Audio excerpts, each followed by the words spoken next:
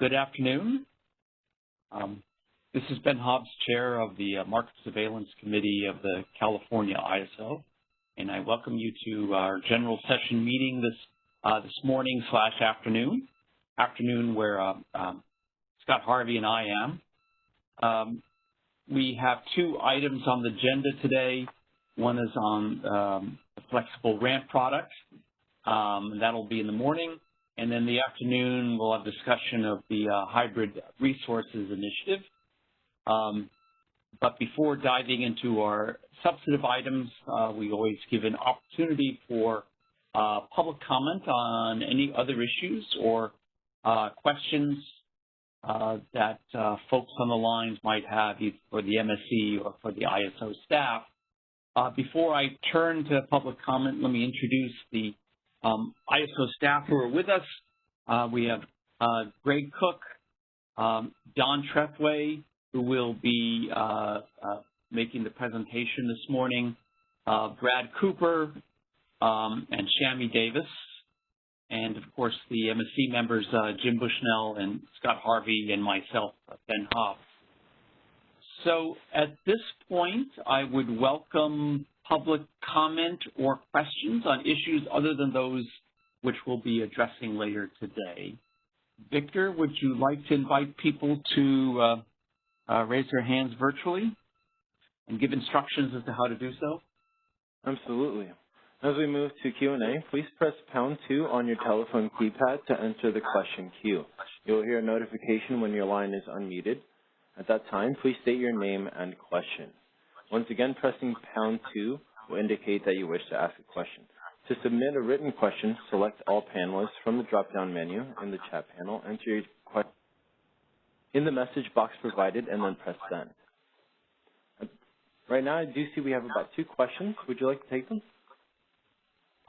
That's terrific. And before I take them, I would like to make a quick announcement. I understand that there has been there's some folks on the phone lines who had trouble accessing the WebEx. They may have been misdirected to another day's webinar, and we're checking into that. And I hope that we'll have an announcement about how you can be directed to the correct page. So my apologies if anybody's had any difficulty accessing the WebEx, and hopefully we'll get that straightened out soon. So Victor, go ahead and open the line for the first caller. My caller, please state your name and question. This is Beverly Burton, Southern California Edison. Good morning, members of the MSC. I just wanted to thank you for your response to my inquiry at last week's meeting. I am pleased with the responses that I have received, and I wish to thank you all.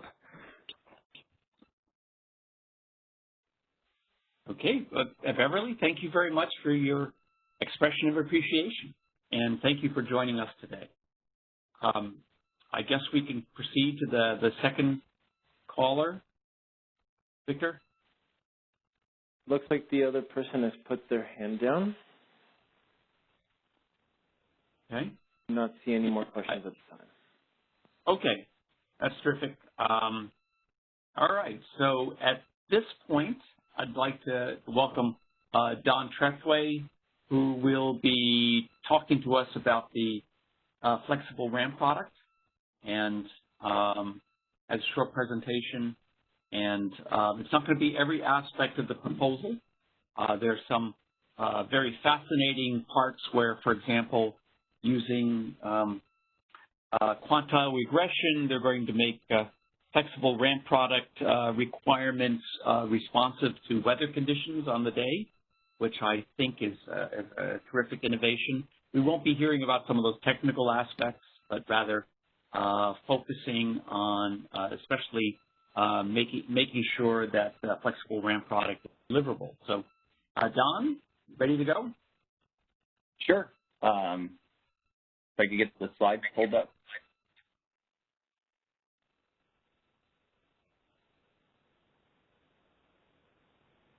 We have the welcome slide up at the moment. So. And we should note that these slides are also available directly for download if you can't get to the WebEx, which is what I'm doing. Thank you, Jim. All right, do you see? Okay, great. Okay, let's move to the next slide, please. So last year we did a price performance analysis and really identified that there were significant issues with the flexible ramping product. And the real issue is that we were awarding the flexible ramping up product to resources behind constraints because we saw that that had no opportunity cost. Because since you couldn't dispatch it up for energy, there was no opportunity cost associated with awarding the flexible ramping up product to that resource. However, in the next market run, when we want to deploy and use the flexible ramping up product because uncertainty is materialized, we're actually unable to dispatch it higher than the current output. A similar problem exists with the flexible ramping down product as well for resources that are providing counterflow. And so in that instance, when we look to the next market sees, again, there's no opportunity cost to awarding down to that resource, but we can't dispatch that resource lower than its current output when that uncertainty materializes. And so our objective in moving to a deliverability, addressing this deliverability, I think it's important to remember that we can't guarantee that we'll never have stranded flexible ramping products. The key is we don't want to, in essence, knowingly strand it now because given the information we know now. And that, unfortunately, is what the optimization is doing in the current implementation. So if we move to the next slide. So in order to address that, we will now include in the real-time market 3 basic deployment scenarios. The first one is clearing the ISO's demand forecast in real time. So that's what we currently do today. And we ensure that those energy schedules are deliverable to the load forecast. We're going to add now a flexible ramping up deployment scenario. And this ensures that the energy plus the flexible ramping up product is deliverable to meet both load and VER uncertainty that could materialize.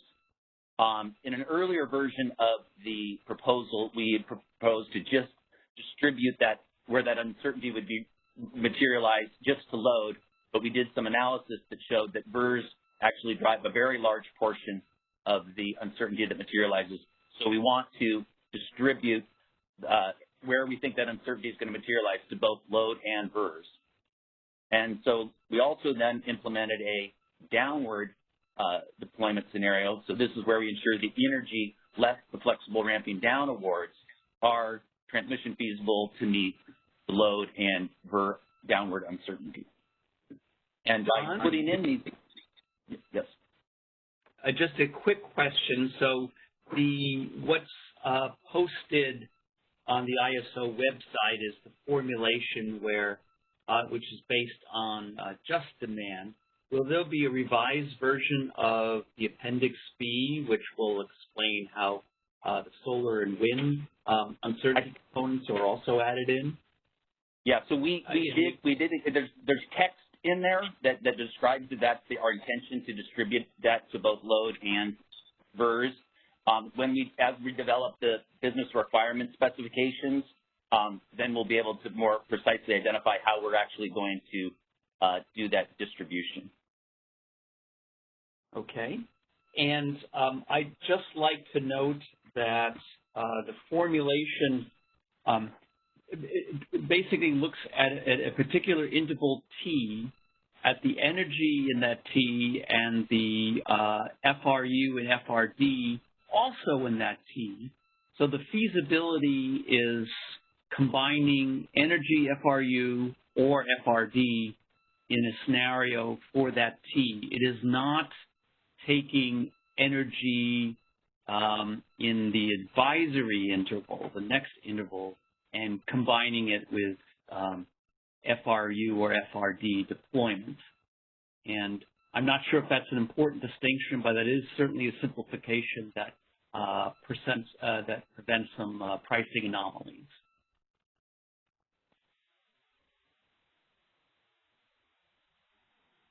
So at any rate, the diagram that you see here is energy in T as well as FRU and FRD in T, even though the actual deployment would be in T+1. Correct. Okay, thank you, Don. Sorry to interrupt. No problem. Okay, let's move to the next slide. Oh, So I can make an announcement, Don, I'm sorry to interrupt again. Make an announcement. The WebEx has been fixed. There's an agenda on the market notice has just been corrected, and the calendar reference that some of you may have clicked has been canceled. And so sorry for any confusion, but you should be able to now access the WebEx. And as Jim mentioned, you can also get these slides from the MSC page. Go ahead, Don. Yep, thank you, Ben. So another portion of the design is around how we implement the demand curve for the flexible ramping product. We do that through what we call the demand curve surplus, and we're planning to distribute that to load aggregation points. This allows us to get a more granular relaxation and actually allows that to the extent that they're short in one load aggregation point, that doesn't mean you could under procure in the other labs. And so in an ideal world, you want to do the demand curve at a nodal basis, but that has implementation and performance that just wouldn't make that feasible. But we think that doing it at the labs, we do get more granular than what we had previously proposed. We move to the next slide.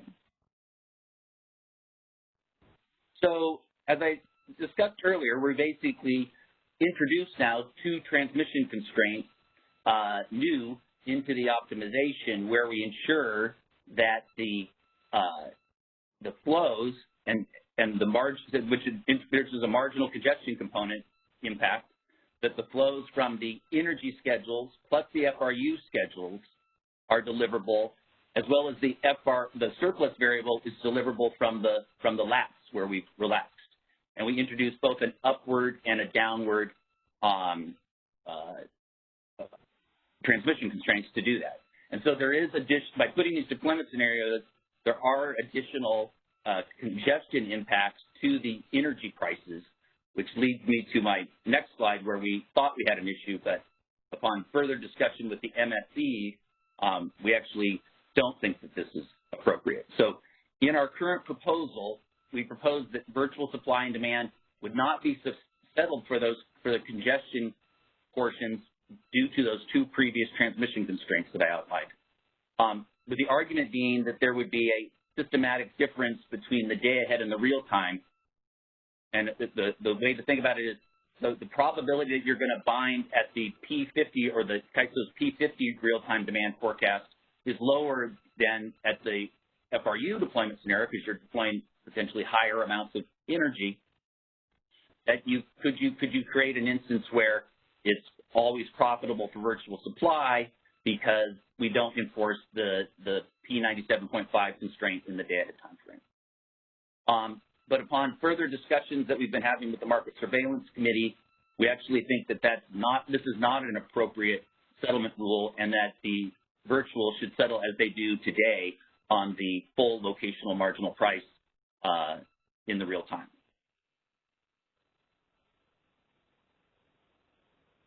So, Ben, did you want to make some additional comments around that?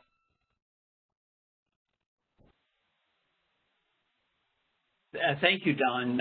Yes.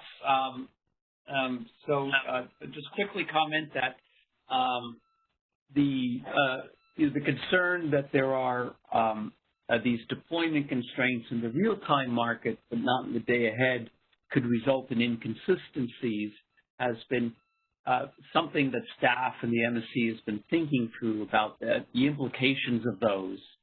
And it's a bit subtle.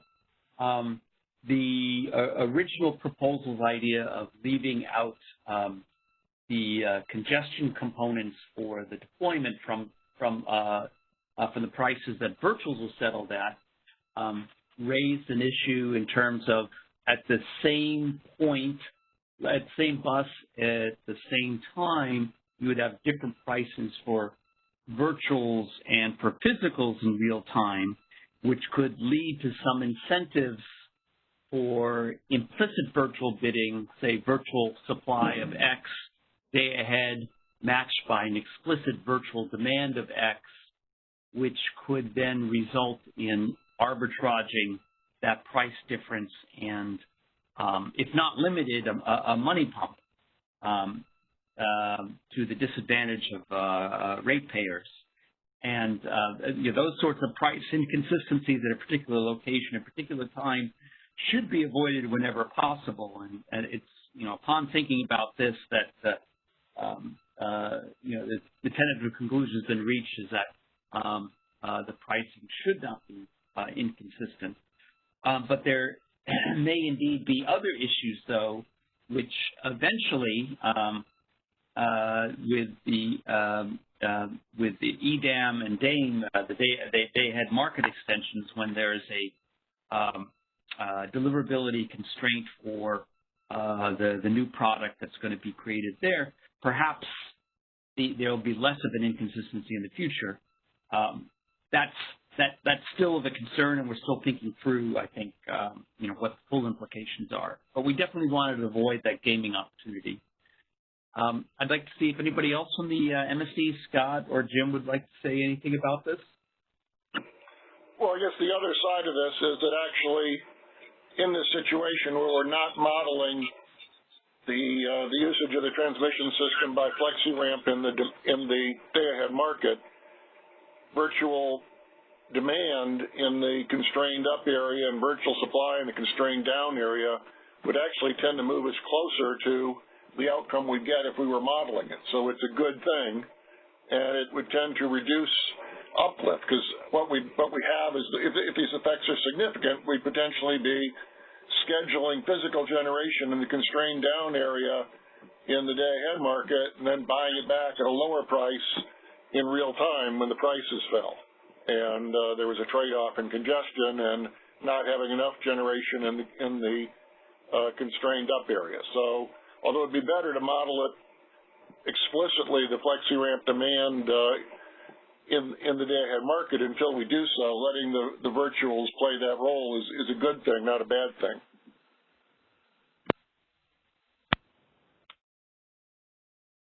Yeah, I'd just add that I agree with that. Okay, thanks, Scott. Jim? Okay, Don, go ahead. Okay, then next slide, please. Actually, I should check and see, Victor, is there anybody with their hand up on the phone lines at this point? And just a reminder, pressing #2 will enter you into the question queue. At this moment, I don't see anyone on the question queue. Okay, thank you for checking. All yours, Don. Okay, next slide, please. Another benefit of moving to a nodal flexible ramping product is that now our demand curve, which was a key component of our design, will actually now work as intended, which was as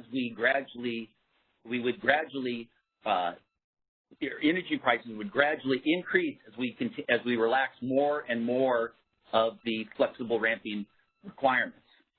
But as we identified, you can actually award, in this example, flexible ramping up to, and think you're meeting your flexible ramping up requirement, but you can't even use that energy to meet those awards to even meet your power balance constraint in the same interval because of congestion. And so what happens is we are not relaxing the flexible ramping up requirement first. We think we're meeting it, and then we relax the power balance constraint.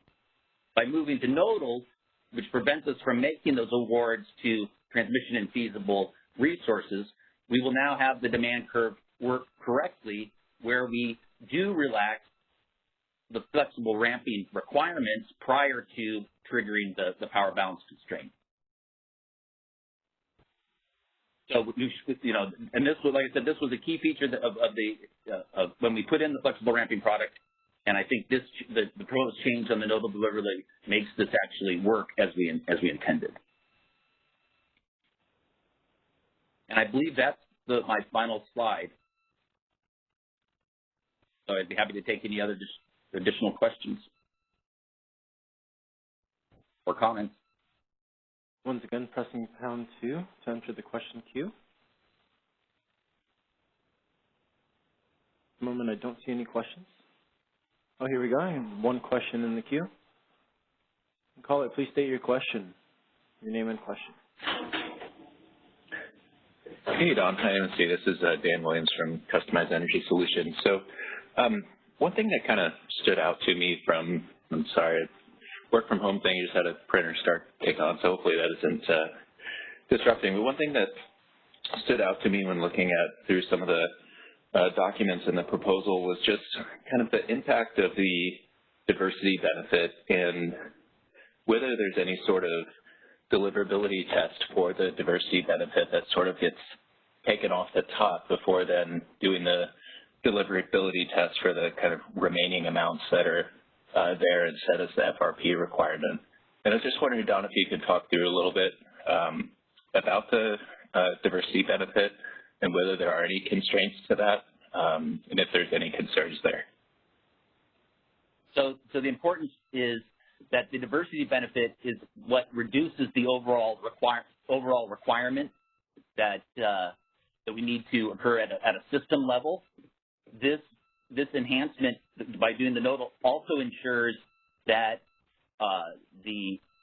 any FRU or FRD awards are consistent with the EIM transfer capability, which is another issue that we have currently in the design where we're only looking at the transfer capability with your immediate neighbors, not looking at the full transfer capability. There may be less transfer capability when you move beyond your neighbors. And so this actually addresses that concern as well, which means that granting that diversity benefit or that reduction in the overall requirement is actually more appropriate because we know that we can get that and it's going to be deliverable from throughout the entire EIM area.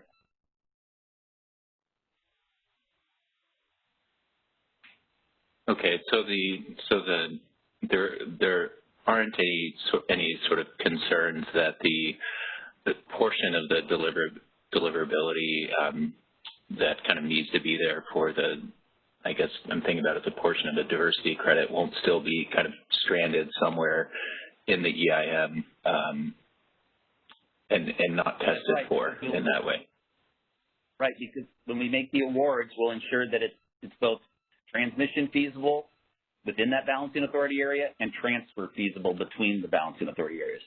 So currently, like I said, currently the diversity benefit, we give a credit, but it may actually not be where we sort of just adjust based upon your import or export capability, but that may not actually represent how much could truly get in, which is why we were proposing as an interim step for instances where a balancing authority area becomes the predominant driver of the requirement that we may need to enforce a minimum requirement in that balancing authority area. And that's to address that concern that we're not accurately considering the full transfer capabilities beyond just your neighbors when making those awards.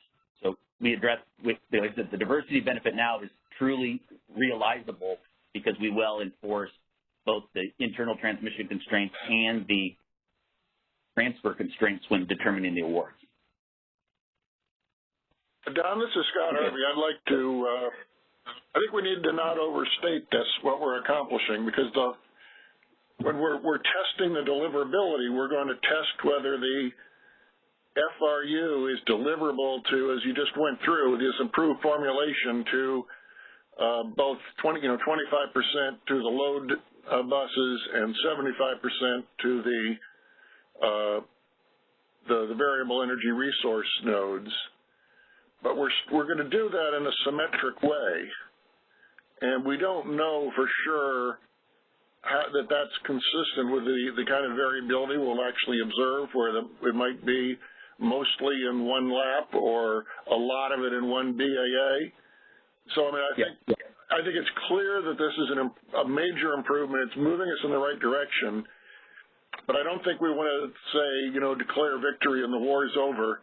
I think this will enable us to move far enough along that we can start thinking about additional fine-tuning and improvements, that this isn't necessarily the end. I can see the potential that we're going to have to worry about the sort of things that Dan was mentioning, that, just modeling it this way might not be sufficient. But, we can't make it endlessly complicated. You started appropriately with the qualification, that this isn't going to ensure it's 100% deliverable all the time, and I think that's the right attitude. And I think Dan... No, thank you for that. Thank you, Scott. Yeah, I wasn't trying to overstate it. Our goal is to the extent with the information we have now, to not knowingly strand it, which is what we're doing now.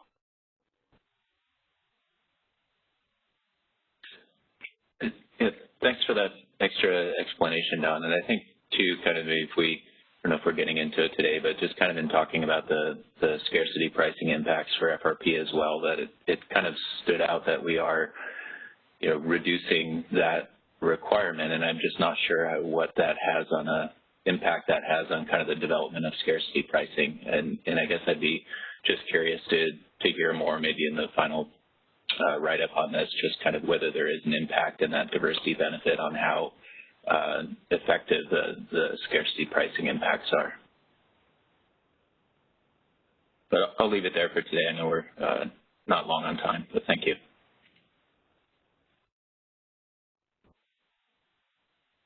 Your connection is now in listen-only mode.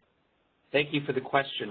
Your line is now muted.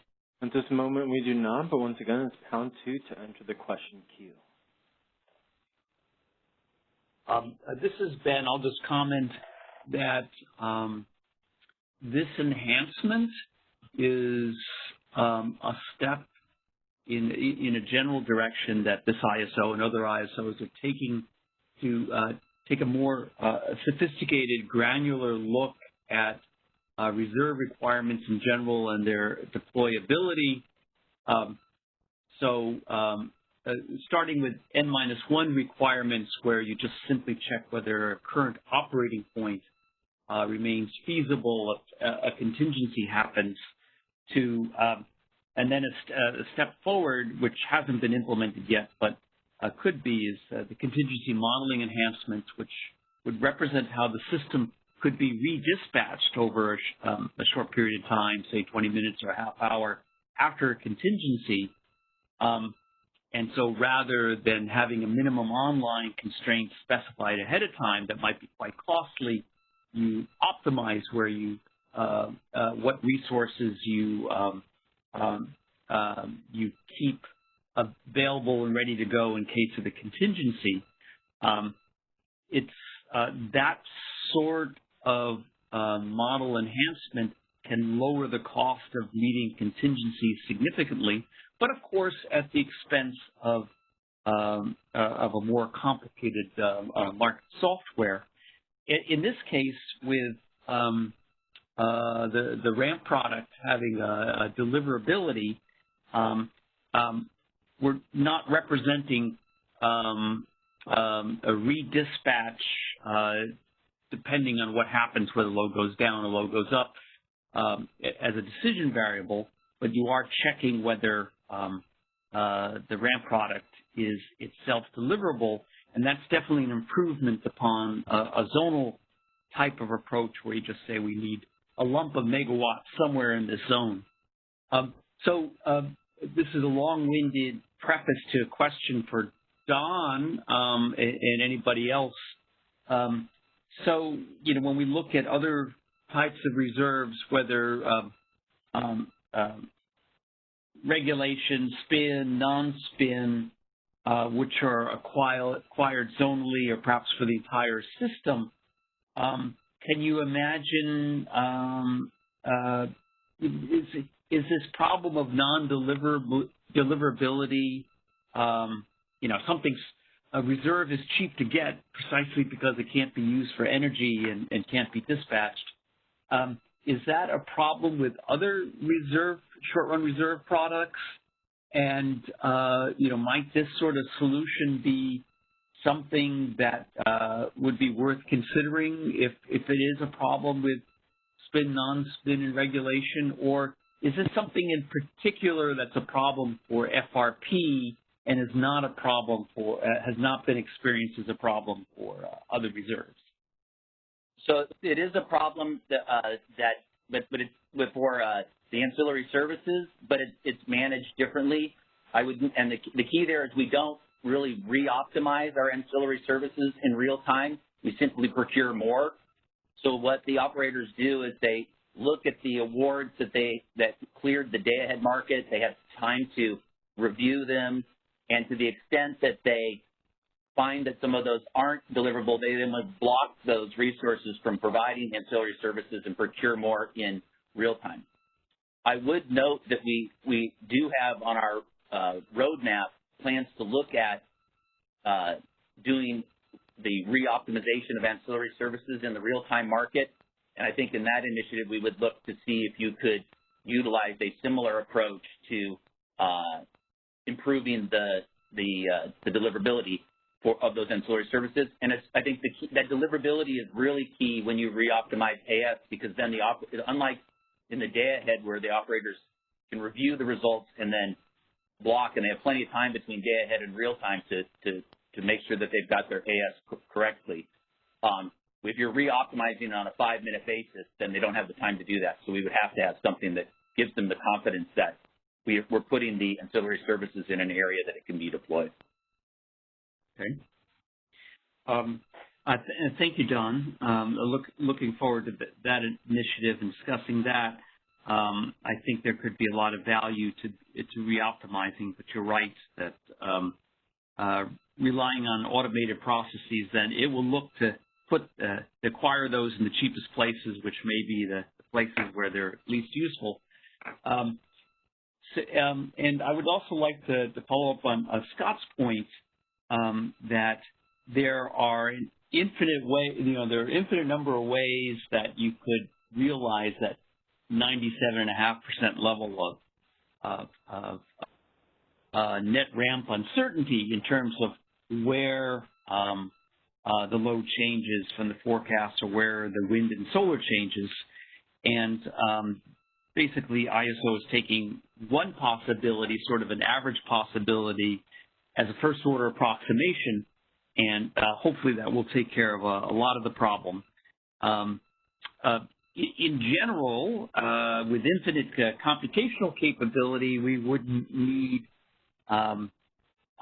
explicit reserve requirements, but rather they could all be implicit. You just enumerate all the contingencies and the things could happen and make sure that the system is feasible under all of them, including all the ways you can get that 97.5% or 2.5%. And then the system would figure out how much you needed and where you needed. That is, of course, not at all practical now. But as things progress, we'll see more and more explicit representation of how reserves or FRP is deployed and making sure you are putting them in the right places, and we'll be relying less and less just on finger crossing and a zonal acquisition of resources, and relying on the operators giving the operators enough time to adjust things. But that raises a question, Don, about are there any issues on execution time for the market software or anything else in terms of adding the FRU and FRD deployment runs to the real-time market? And presumably this is done not just in the binding interval, but in all advisory intervals too, you have these constraints? Correct. So yeah, we've worked very closely with technology to ensure that we can implement this, and we have full confidence that we'll be able to solve this problem for both the FMM and RTD in the existing market time frames. Okay. But again, as we develop it and get into simulations, we'll ensure it is. But I think our belief is that we can do this within the existing solve times. That's definitely good news. Okay, thank you, Don. Let me see if there's, are there any other comments from the MSC on this, or any other questions on the phone lines? We do have one question on the phone line. Would you like to take it? Yes, please. Caller, please state your name and question. Hi, it's Lindsay Schluckaway with Pacificorp. Don, I had a question with the proposal to change the from the balancing authority area to the LAP, and I know that it makes it more granular, but in the paper it said that there might be some changes to the flex ramp sufficiency test, but it didn't really specify what that would be, and I was wondering if you could explain what changes may occur to the flex ramp sufficiency test with this change. So I wasn't anticipating that there would be any changes to the sufficiency test. Okay. Because, you know, we're really changing how our modeling and how we're procuring it. The resource efficiency is just simply a test to determine whether or not everyone's met that minimum requirement. So. Right. Yeah. To get into there has been some changes in terms of the net import credit and the net export credit. That's moving away, but that's because we can capture the full diversity benefit now. Back to basically the same point that Dan was bringing up earlier. Now you. Okay, but no, nothing due to the lab. Okay. Okay. Thank you. Don, this is Scott Harvey. Again, I just want to follow up on your answer to Ben that you said we are going to be solving these transmission constraints for every interval, and that's true in RTD as well as RTPD as opposed to just solving it in the current interval? That is my understanding. Okay. That's what we do today with the flexible ramping product. Right.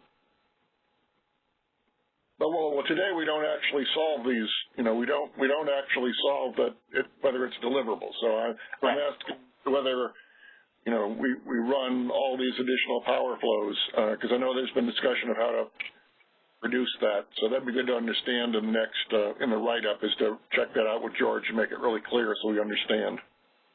Okay. I think we do have one more question. Caller, please state your name and question. Hi, this is Camille Kristen with Idaho Power Company.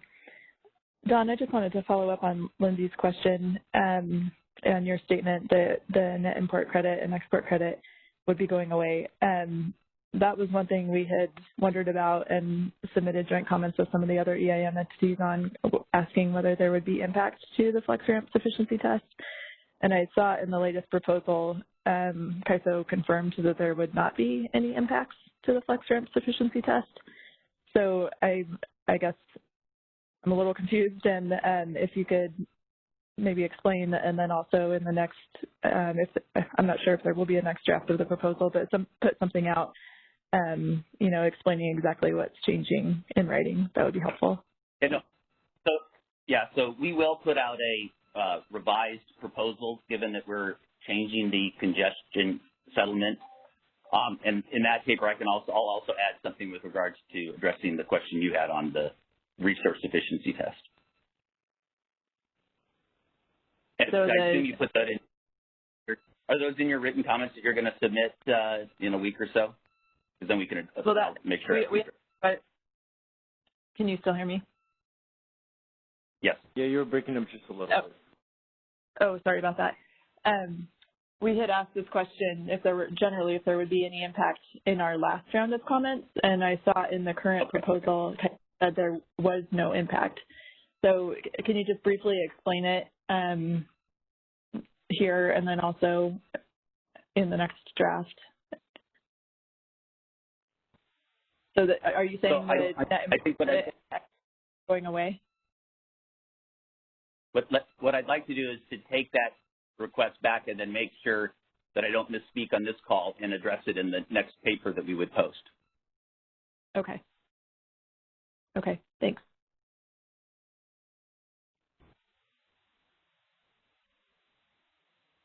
All right, right now we do not have any more questions. Again, it's #2 to enter the question queue.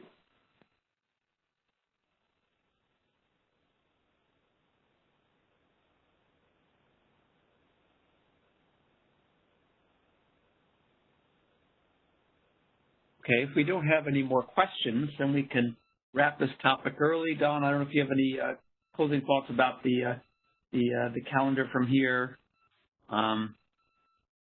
No, again, we'll be moving into developing the BRS and the tariff language around this, and then we'd come out with a final proposal prior to bringing it to the EIM governing body and board in the November timeframe for a planned implementation of fall 2021. Okay. All right, thank you. So we're wrapping up the morning topic a little bit early. We have two options. We can either break for lunch early, but Gabe is also available to start the discussion of the afternoon's topic of the hybrid resources. I'm looking around the virtual room and seeing how hungry people are. My inclination. The concern is more that there might be people who were planning on calling in only for the afternoon session, and they might be that's true, and they might be expecting to see a 1 o'clock start. Yeah, and so selfishly, I'd like to just power through, but I do think that that's a real concern. So it's probably more fair to just take a long break. That's a good point. It's not as if people are going to have to sit around the cafeteria downstairs for an extra 15 minutes. So as delightful as that is, I can't tell you how much I miss it. The patio is nice. Any rate, so I like that idea. If there's no objection, then I would propose that we take an hour and 10-minute break and reconvene at 12 noon Pacific time for the afternoon session on hybrid resources. Will people dialing in at 1 Pacific? Yeah. I mean, don't we have? Oh, I'm sorry. I've got my time zones wrong. Yeah, it was a 2-hour and 10-minute break. I don't know. Oh my goodness. I don't have any. I mean, it's a long break, so I don't know if ISO has any thoughts on that. Yeah, this is Brad. I think that's a good idea. I think people would assume to call in at 1. I think it's a good idea just to take a real long break. Okay. Thank you, Jim, for pointing out what time it actually is on the West Coast. It's my role. I thought this went awfully fast. I figured, okay, this must have been much, even more interesting than usual. That the time just whizzed by. But, okay. Well, thank you, Don. So, Victor, we're going to then reconvene at 1 o'clock. That's in 2 hours and 10 minutes for the afternoon hybrid resources discussion with Gabe Murtaugh. And unless there are any further comments from anybody, we will start our break now. Anything else, anybody? Nope. Okay. Thanks, then. We'll see you at that time. See you in a couple hours.